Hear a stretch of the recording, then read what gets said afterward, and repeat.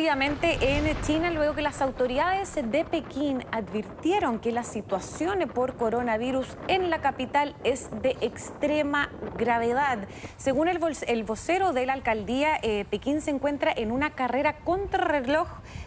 por el COVID-19, luego que las autoridades sanitarias ya confirmaron más de 100 personas dieron positivo en las últimas 24 horas al virus. Razón por la que una ciudad sumamente grande, recordemos de 21 millones de habitantes, se redobló los esfuerzos contra la enfermedad y en la actualidad tiene capacidad, según sus autoridades, para realizar más de 90.000 exámenes al día de diagnóstico. El tema es que este rebrote epidémico despertó obviamente un temor sobre una segunda ola de contagios en esa zona, por lo que la OMS, la Organización Mundial de la Salud, indicó que está siguiendo muy de cerca esta situación en China e incluso mencionó la posibilidad de enviar más expertos en los próximos días al gigante asiático. Acá hay que recordar que el rebrote se detectó en el gigantesco mercado de alimentos llamado Chinfadi, uno de los más grandes incluso de Asia, lo que obviamente obligó por completo a cerrar este mercado e incluso las autoridades tomaron la decisión de extender el área de la cuarentena a más de 30 zonas residenciales que precisamente están cerca de este mercado de alimentos. Además, también anunciaron que otros 4 mercados de la capital fueron clausurados, ya sea en su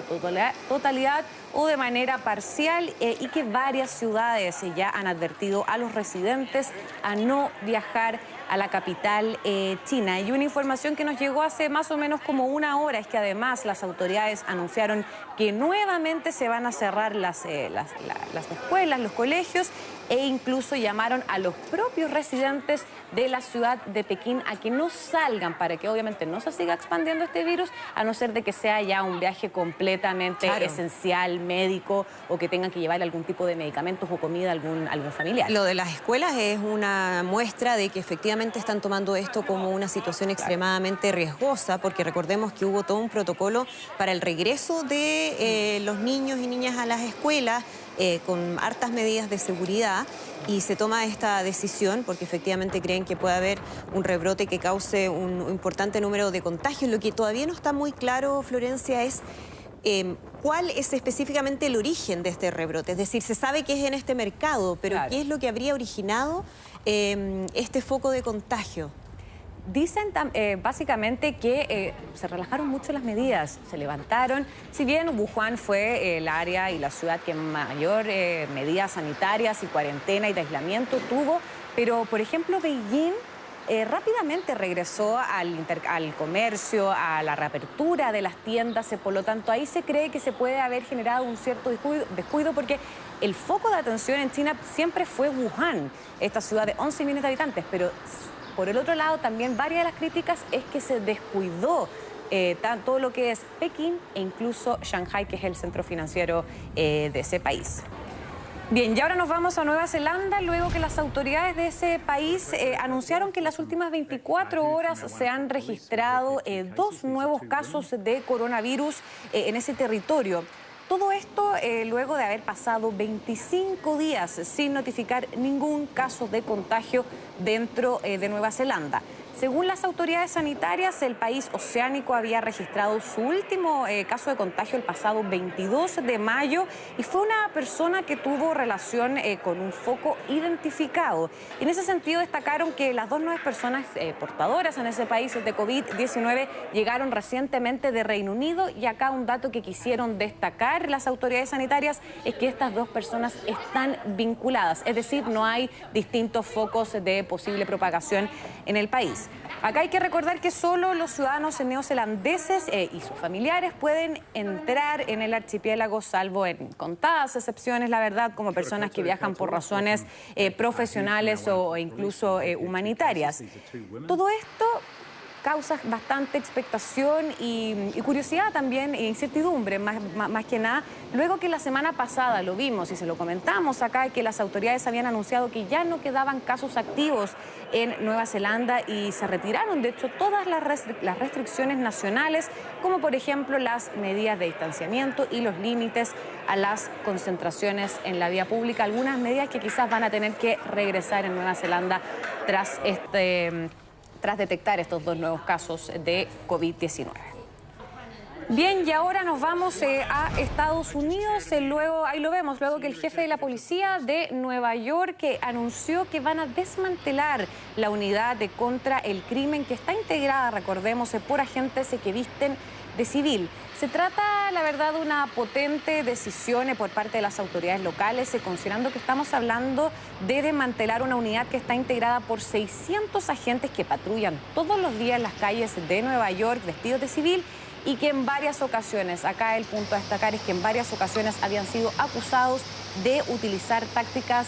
bastante abusivas contra las comunidades minoritarias.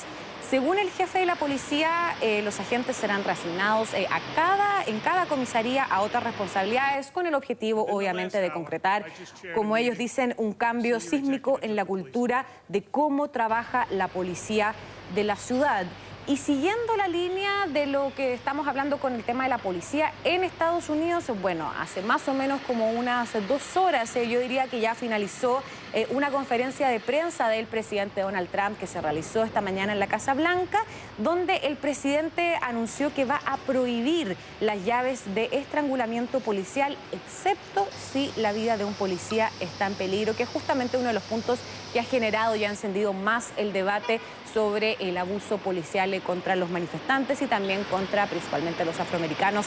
en ese país. Y además el presidente, ya para ir cerrando con este tema, es que firmó un decreto para reformar la policía de Estados Unidos, obviamente porque sabemos los tiempos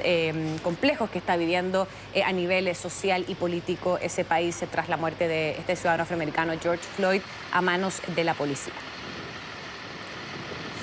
Bien, y ahora nos vamos a América Latina, luego que en la región, escuchen bien, superó los 80.000